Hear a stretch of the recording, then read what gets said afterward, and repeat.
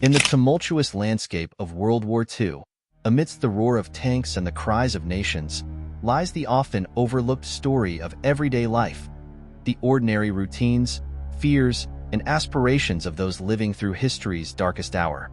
Join us on a journey back in time as we peel back the layers of the past and immerse ourselves in a day from a German perspective during World War II.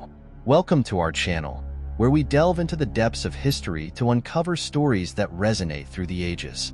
Today, we embark on a poignant exploration of World War II, focusing not on the grand battles or sweeping strategies, but on the quiet moments that shaped the lives of millions. World War II stands as one of the defining chapters of human history, a global conflict that engulfed nations and reshaped the world as we know it. For Germany, it was a time of unprecedented upheaval, a nation torn between the fervor of nationalism and the horrors of tyranny. As Adolf Hitler's regime tightened its grip on power, the German populace found themselves thrust into a maelstrom of war, their lives forever altered by the relentless march of history. Amidst the chaos of conflict, it's easy to lose sight of the individual stories that form the tapestry of history. Today, we shift our gaze from the grand stage of geopolitics to the intimate sphere of personal experience. Our focus? A day in the life of an average German citizen during World War II. Through their eyes, we'll uncover the challenges, the fears, and the moments of fleeting hope that defined life on the home front. Join us as we journey into the past, where the echoes of history reverberate through the quiet streets and humble homes of wartime Germany. To truly understand the day-to-day realities of life in wartime Germany, we must first set the stage by contextualizing the broader landscape of the era. As the clouds of war gathered over Europe, Germany found itself at the epicenter of a storm brewing on the horizon.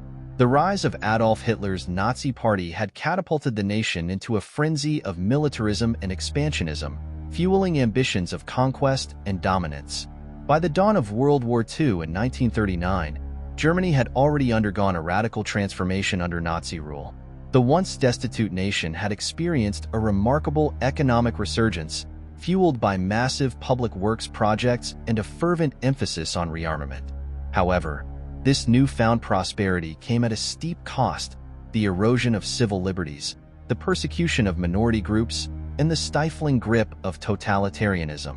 As the war machine churned into motion, the German populace braced themselves for the inevitable trials ahead.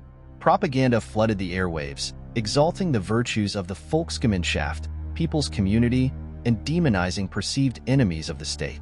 Nationalism ran rampant, as fervent displays of loyalty to the regime became synonymous with patriotism. From the lightning-fast blitzkrieg tactics that swept across Poland to the harrowing spectacle of the Battle of Britain, each moment serves as a crucial piece in the puzzle of World War II.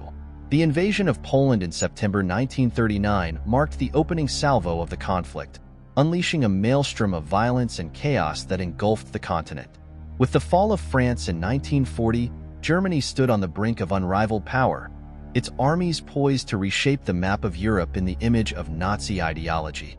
The devastating toll of air raids, the anguish of separation from loved ones serving on distant fronts, and the ever-present specter of totalitarian oppression cast a shadow over daily life in wartime Germany. As we delve deeper into the day ahead, we'll witness firsthand the struggles and triumphs of ordinary citizens. As the morning transitions into the bustling rhythms of the workday, the German populace disperses to their respective jobs and industries, each playing a vital role in sustaining the war effort. From the sprawling factories of armaments production to the humble workshops of artisans, the labor of millions fuels the engine of war. In wartime Germany, the industrial machine operates at full tilt, churning out a dizzying array of goods and materials essential to the war effort. Heavy industry reigns supreme, with factories dedicated to the production of tanks, aircraft, and munitions working around the clock to meet the demands of the front lines. Yet, alongside the machinery of war, a multitude of other industries flourish, each contributing in its own way to the nation's war machine. Textile mills spin uniforms for soldiers, while food processing plants churn out rations to feed the hungry masses. Every sector of the economy becomes a cog in the vast and complex apparatus of war. As the war drags on and manpower becomes increasingly scarce, women step into the breach, taking on roles traditionally reserved for men. From factory workers to farmhands, women across Germany assume positions of responsibility and importance, their labor vital to the survival of the nation. The Nazis introduced the Mother's Cross. If you had 6 children, you got an award. If you had 10 children, Adolf Hitler became godfather to the 10th child, which had the unfortunate effect that you had to name the child Adolf if it was male. The impact of conscription on labor availability is keenly felt, as millions of men are called away to serve in the armed forces. With husbands and sons gone to war, women are left to shoulder the burden of maintaining the home front, juggling work, childcare, and household duties with remarkable fortitude. Hitler said that the aim was to bring up children as physically fit and healthy. If they were so-called Aryans, if they were basically pure Germans, not if they were of mixed origin, with Slavic blood, or least of all with Jewish. By the time of the Second World War, non-Jewish, non-Slavic, non-foreign-born German children were obliged to enroll in the Hitler Youth or the League of German Girls, which was essentially aimed at preparation for war. From a very early age, they had to wear uniforms. As soon as they went to school, every day began with singing Nazi anthems and saluting the Nazi flag. They had to go on lots of camps and expeditions, which included drills and military terms. Both girls and boys were indoctrinated, not just by those organizations, but also in schools. School textbooks were rewritten to become instruments of Nazi ideology. Some children enjoyed this. It was quite nice going out into the countryside at a weekend, camping out, singing patriotic songs, and so on. But the idea that these youth organizations would be run by young people themselves was never really fulfilled. It was older Nazis, brown shirts and stormtroopers, who were put in charge of them, and they were quite authoritarian and often rather brutal. Children got bored with the ideology, so it was only partially successful. But there was a whole generation under the Nazis who were heavily indoctrinated. You can see one example of this in the notorious Reich pogrom, the so-called Night of Broken Glass, November 1938, when Hitler and his Minister of Propaganda, Joseph Goebbels, unleashed attacks on Jews, on Jewish property, on synagogues that were burnt down. 7,500 Jewish shops were smashed up. The young took part in this. They joined in the destruction. Not all of them, of course, but there were a lot of young people who smashed windows and helped beat up Jews on the streets and in their houses, whereas older people, whose ideas had been formed before 1933, tended to look on in horror or in sympathy with the Jewish victims, or in appalled shock at the destruction of property. The concentration camps were opened up in the course of the Nazi seizure of power in 1933 and were for the enemies of the Nazis, socialists and communists, and some others. Very quickly in 1933, the task of prosecuting and imprisoning these enemies of Nazism was handed over, by various decrees that established new treason laws, to the regular police, the courts, and the state prisons and penitentiaries. So the number of people who were put in the concentration camps fell very rapidly, until it was only about 4,000 by 1935.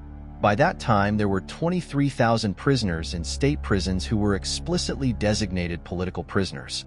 So the concentration camps acquired a new function in 1937 to 38, which was to house so-called asocials, petty criminals, the work-shy, vagrants, and others. They again changed during the war, becoming places for putting slave laborers and forced laborers into. And that's when they expanded in number and size. About over 700,000 people, overwhelmingly slave laborers, were in them by the beginning of 1945. So the concentration camps changed. They were a kind of open secret. Plenty of newspaper and magazine stories in 1933 featured pictures of concentration camps and the inmates in them. That had a dual function. It said, look, this is what happened to these communists. We're dealing with the communists.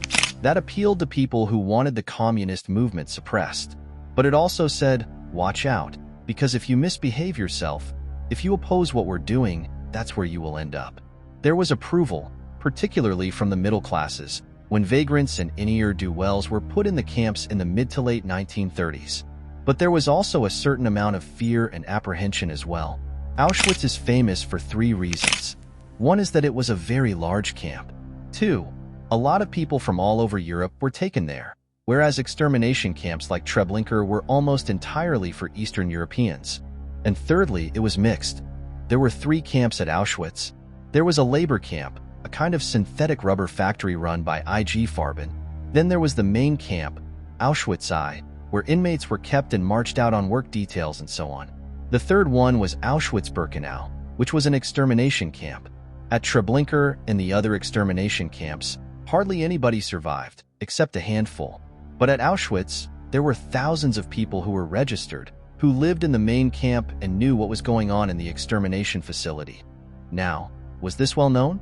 It wasn't supposed to be, but the Nazis didn't go to too much trouble to keep it quiet. Particularly because all these camps are located in occupied Eastern Europe, soldiers would return home on leave from the front and would tell stories about the mass murders. It became known to the Allies by 1942. In December 1942, the Allies issued a statement which they had printed in thousands of copies and dropped from aeroplanes over Germany, condemning the extermination of the Jews and promising that justice would catch up with the perpetrators. So it was well known. You weren't supposed to talk about it, but people knew. The claims that many Germans made after the end of the war, that they had known nothing, were basically lies. During wartime, leisure time takes on a different hue, colored by the pervasive influence of propaganda and the ever-present specter of conflict. For many, evenings are spent gathered around the radio, listening intently to broadcasts of news and entertainment, seeking distraction from the trials of daily life. Propaganda events and rallies also offer opportunities for diversion, as citizens flock to stadiums and public squares to bask in the glow of nationalist fervor and patriotic pride. As night falls and darkness shrouds the land, the impact of blackout regulations and curfews becomes keenly felt. Streets lie deserted, their once bustling thoroughfares now silent and empty, as citizens huddle behind closed doors, fearful of the dangers lurking in the shadows. Blackout curtains are drawn tight, casting a veil of darkness over homes and businesses, shielding them from prying eyes and predatory bombers. Curfews are strictly enforced, with patrols prowling the streets in search of any who dare to defy the strictures of wartime discipline. Yet, amidst the darkness and fear, a flicker of hope remains, as ordinary men and women find solace in the quiet moments of togetherness and reflection. In the crucible of war, the bonds of community and the resilience of the human spirit shine brightest, lighting the way through the darkest of nights.